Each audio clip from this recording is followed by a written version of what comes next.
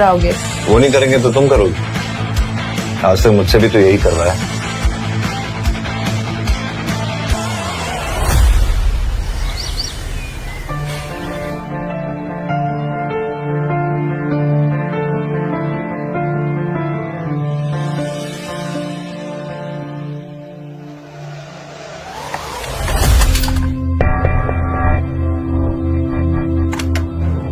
Driver, मेरा bag जल्दी से गाड़ी में रखो और गाड़ी निकालो, मुझे ऑफिस के लिए देर हो रही है।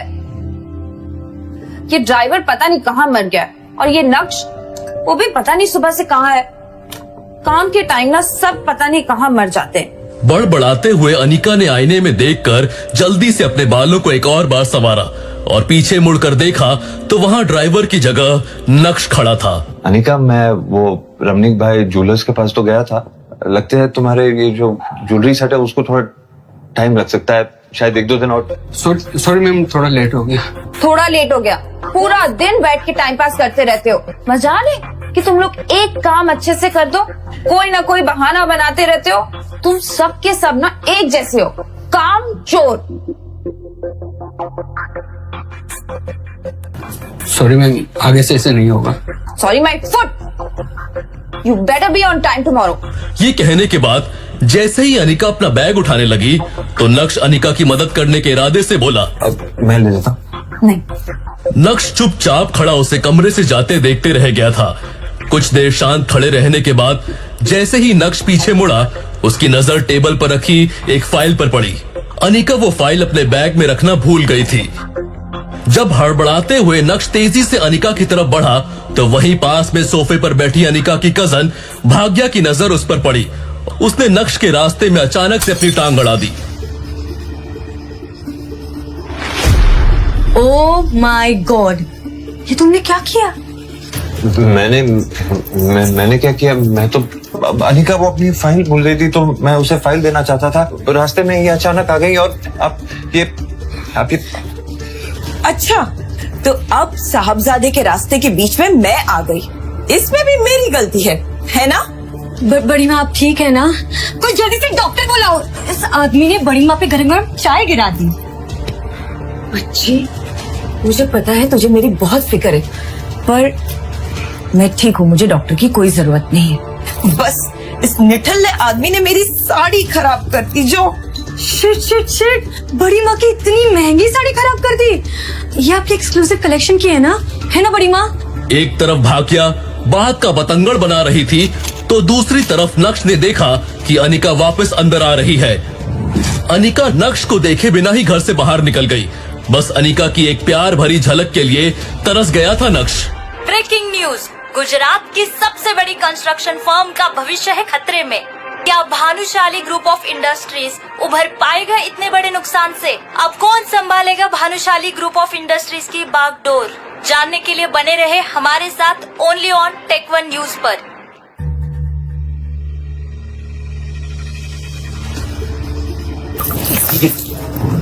बेवकूफ, एक काम ठीक से नहीं आता, अब सीधे से चलना भी सिखाना पड़ेगा क्या तुझे?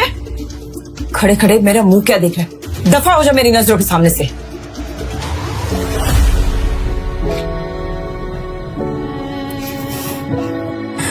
पता नहीं क्या सोचकर तेरी काका ने अनिका का हाथ इस आदमी के हाथ में दिया।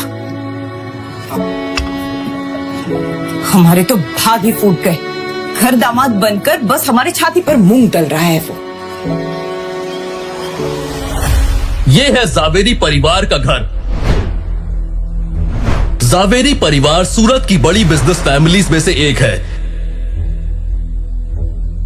इस बड़े से शानदार घर में जावेरी खानदान का बड़ा परिवार रहता है और कई जॉइंट फैमिली की तरह इनके बीच में भी प्यार बस दिखावे का ही है।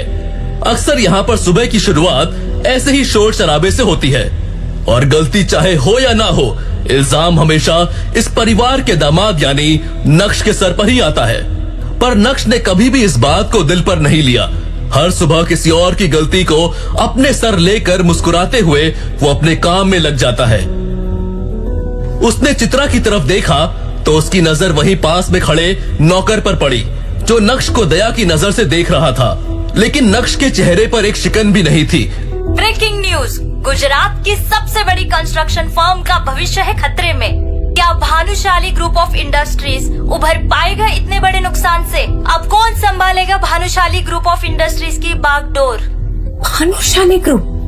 अरे भानुशाली ग्रुप तो सूरत का ही नहीं बल्कि पूरे गुजरात का सबसे बड़ा बिजनेस एम्पायर है। इनके साथ ऐसा कैसे हो सकता है? इनके साथ तो हम एक नया प्रोजेक्ट शुरू करने का सोच रहे थे। बड़ी माँ परेशान क्यों हो रहे हो? क्या पता हमारे लिए एक अच्छा साइन हो। मुझे तो लगता है हमें इनके नए सीईओ के साथ डील क्रैक करने की कोशिश करनी चाहिए।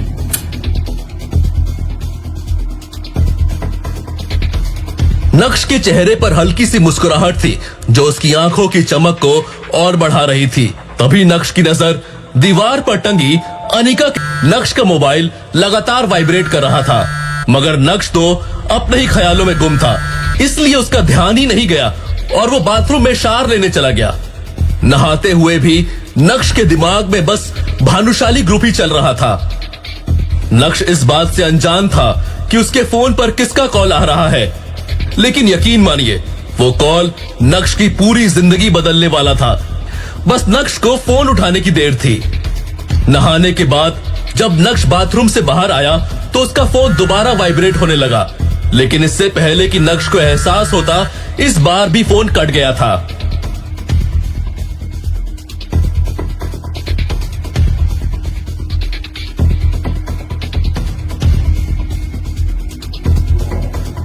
नक्श, प्लीज मेरा फोन उठा लो। मैं जानता हूं कि तुम अब भी मुझसे नाराज हो, लेकिन कुछ अर्जेंट बात करनी है।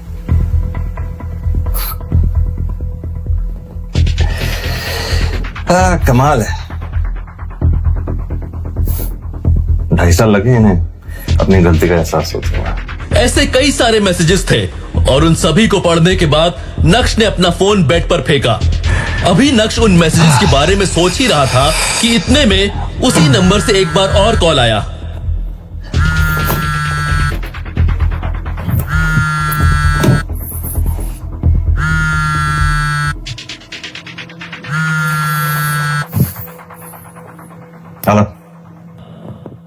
हेलो नक्श बेटा। Hello mister Yashvardhan. अपना नाम सुनकर वो बुढ़ा आदमी थोड़ा सकपकाया, लेकिन यशवर्धन ने फिर से प्यार से शुरुआत की।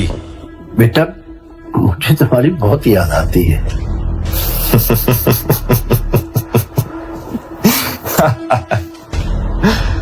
वो क्या है ना मिस्टर यशवर्धन, आपकी बात की दाद देनी पड़ेगी, क्योंकि आपको 2.5 साल लग गए मेरा हालचाल पूछने के लिए।